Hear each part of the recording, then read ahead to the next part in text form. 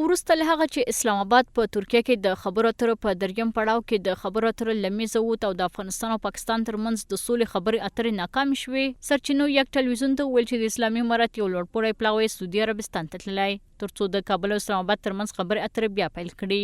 د سرچینو پر وینا په پلاوي کې د اسلامي امارت لوړپوړی غړی انس حقانی، د کورنیو چارو وزارت مرستیال رحمت الله نجیب او د بهرنیو چارو وزارت ویان عبدالقاهر بلخي شامل دي.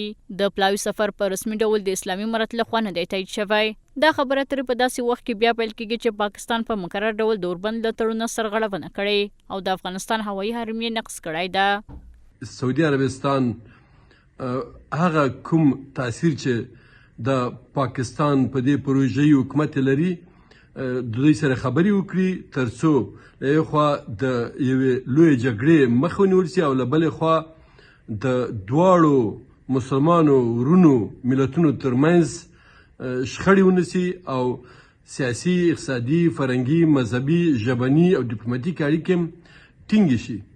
د افغانستان اسلامي امارت د ریاست الوزراء اقتصادي مرستیال ملاوراده راخوند السلام علیکم.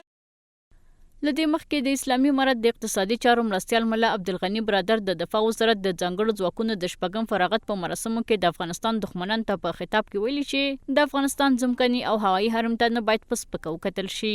نوموړي ویل چې د هیواد دښمنان باید بې ګناه ښځې او ماشومان ونه وژني. هغه په دې باور دی چې افغانان د دښمن د هر برید پر وړاندې دقیقه حافظه او محاسبه لري او هر څوک اړ دی چې هغه څه چې په افغانستان کې یې کرلي باید یې وربي. زه له دې ځایه یو ځل بیا د هیواد پر نامرده دښمن جدي غږ کوم چې زموږ ځمکنی او هوایي حریم ته دې په سپکه سترګه نه ګوري. د ټولو اصولو خلاف دي ماشومان، ښځې او بېګناه افغانان نه شهیدانوي او بې ځایه دي د افغانانو حوصلې نه ازموي. هیڅوک او هیڅ متجاوز دي دا نه هېروي چې موږ هم حافظې لرو او هم اړینې محاسبې.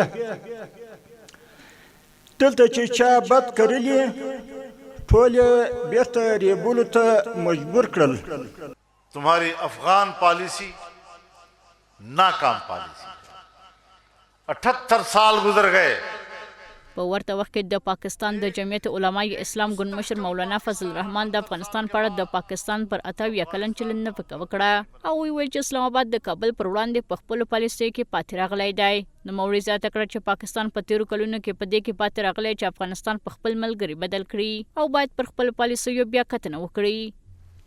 تمہاری افغان پالیسی ناکام پالیسی 78 سال گزر گئے. ایک مستحکم پاکستان 78 سال کے بعد افغانستان کو اپنا دوست نہیں بنا سکا. د افغانستان تر شا د اسلام آباد پالیسۍ ناکامه ثابته شوې. پاکستان په تیرو 78 کلونو کې ونه شو کړی افغانستان خپل ملګری کړي او نه هم د سیمه ییزو ستونزو د حل لپاره د ډیپلوماټیکو لارو بریا ترلاسه شوې ده. د اسلام آباد سیاست په افغانستان او سیمه کې د جګړې پر تګلارې ولاړ دی او افغان پاکستان اړیکې باید د جنگ پر ځای د تفاهم پر بنسټ مدیریت شي.